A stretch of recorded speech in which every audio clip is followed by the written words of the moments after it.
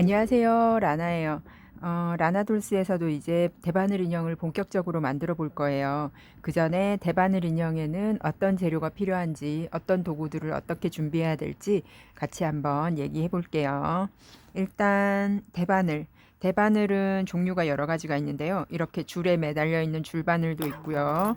이렇게 양쪽에서 나눠서 쓸 수 있는 막대바늘도 있고요.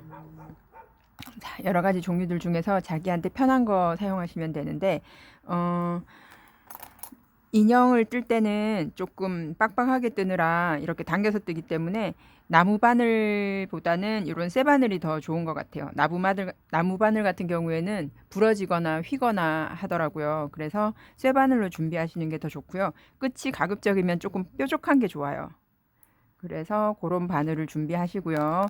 그러면은 실에 따라서 어떤 바늘을 선택해야 될지도 중요하잖아요. 자, 일단은 실은 어떤 실을 쓰셔도 상관은 없어요. 굵은 실을 써도 되고, 뭐 집에 남아있는 실을 써도 되고, 어떤 실을 써도 상관이 없는데, 실에 따른 바늘의 조합은 중요하거든요. 자, 여기 제가 쓰는 로미오 실 기준으로 보면, 띠지에 4에서 5.5mm 바늘이라고 돼 있어요. 권장 사용 바늘이죠. 근데 보통 이렇게 브랜드에서 써놓은 이런 호수 같은 경우에는 옷을 뜨기 위한 기준이기 때문에 인형을 뜰 때는 이 바늘 그대로 썼다가는 너무 성겨서 솜이 다 튀어나와요. 그래서 여기에 쓰여져 있는 것보다는 한 치수에서 두 치수 정도 작은 거, 뭐 좀 빡빡하게 당겨 뜨는 게 힘드시면은 세 치수까지는 줄여서 바늘을 선택을 하셔도 돼요. 저는 이 로미오실 같은 경우에는 3mm 바늘, 자꾸 코바늘이랑 헷갈리는데 대바늘은 미리수로 설명을 하거든요. 3mm 바늘을 사용을 해요. 그리고 줄리엣실 같은 경우에도 볼까요? 줄리엣실은 3.5에서 4mm라고 돼 있죠. 저는 줄리엣실 같은 경우에는 2mm도 쓰고 2.5mm 바늘도 써요. 그렇게 바늘을 실에 따라서 바늘은 내가 선택을 하는 거예요. 그리고 대바늘 제가 쇠바늘을 쓰잖아요. 대바늘 중에서도 쇠바늘에다가 끝이 뾰족한 바늘을 쓰기 때문에 당겨서 뜨면서 해서 이게 뜨다 보면 굉장히 빡빡한 경우도 많아요. 그래서 손가락으로 이렇게 찔러서 바늘을 밀어야 되는데 그러다 보면 여기에 구멍이 많이 생기거든요. 그래서 요런 골무 같은 거는 필수로 준비를 하시는 게 좋아요. 골무 아니면 뭐 밴드 같은 거 여기다 손가락 엄지랑 검지에 감아놓고 하시는 게 유용해요. 지금 저도 여기 상처가 났거든요. 여기랑 여기. 한번 찔리면 굉장히 아프니까요.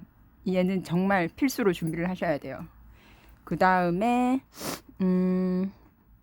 일반적으로 코바늘이 왜 필요하냐면 코바늘 같은 경우에는 이 실에 줄에 걸려 있는 이런 뜨개판이 딱 빠져가지고 실이 올이 풀리거나 하는 경우가 간혹 생길 수 있어요. 그럴 때 코바늘로 긴급 응급처치를 하기 위해서 같은 호수에 코바늘을 준비하시는 게 좋고요. 그리고 다른 거는 요런 거 뭐 가위라든지 겸자라든지 핀셋 같은 경우에 그리고 이런 수성펜 같은 경우에는 코바늘이랑 동일하죠. 그리고 대바늘 같은 경우에는 코수를 세는 게 처음에 조금 익숙하지 않기 때문에 위치를 표시한다거나 코수를 세기 위해서 이런 마커 같은 거 많이 준비하시는 게 좋아요. 단이 끝날 때마다 이렇게 하나씩 이렇게 체크를 해놓는 게 나중에 바느질을 할 때 위치를 찾거나 할 때 유용하니까 이런 마커도 여러 가지 색상으로 해서 준비를 하시고요. 그리고 얘는 안전핀.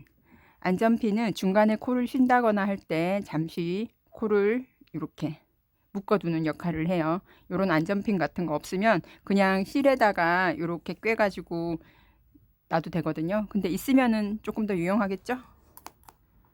그리고 자, 여기 보면은 여러 가지 돗바늘들이 있는데요.